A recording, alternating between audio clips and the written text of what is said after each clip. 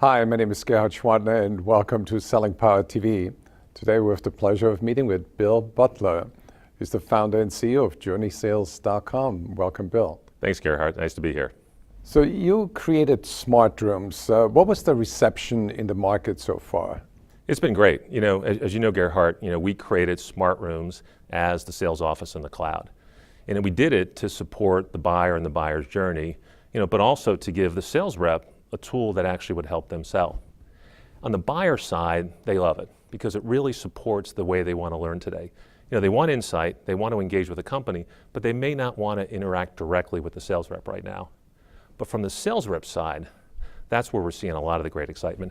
Sales reps love it because today, they're limited to tools like CRM, which are great tools. It helps them track their pipeline, their forecasts, but it doesn't actually help them sell. Sales reps are tired. They're sending out emails and not getting replies. They're leaving voicemails with no responses.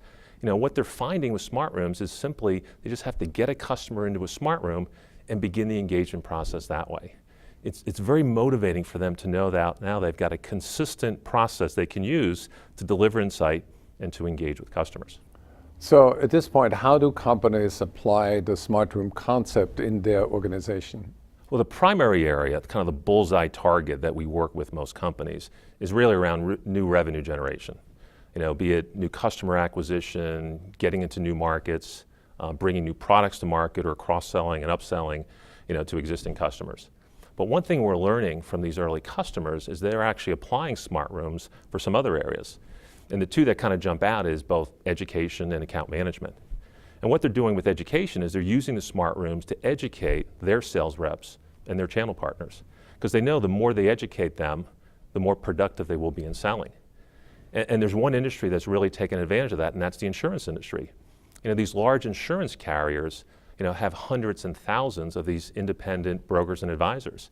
And what they're using smart rooms to is to bring them together now and to begin to educate them, because they had little or no way to touch a lot of these independent advisors in the past.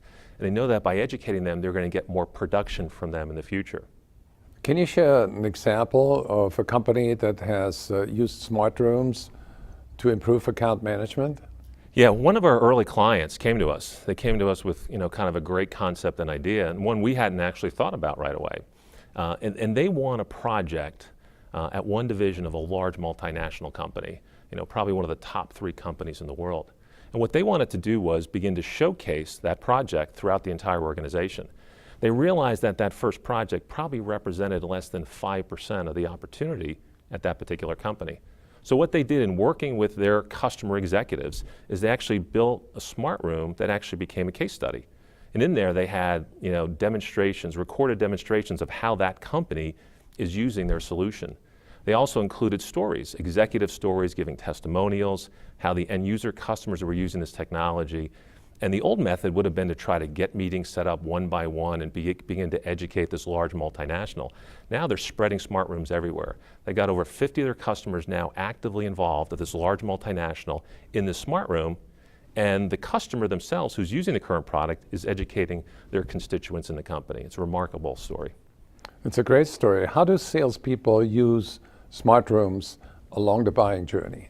Yeah, and one thing we get a lot, Gerhard, is people ask the question is do I have to change my sales process? Do I have to try another new methodology, methodology du jour that would, be in place for smart rooms? And the answer is no.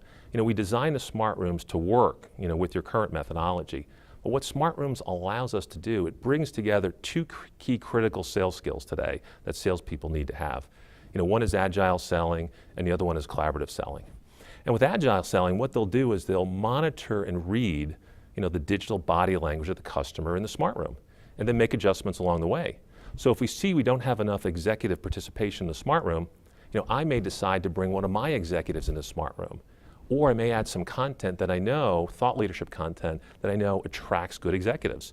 So I'm bringing executive involvement into the room by doing some agile selling.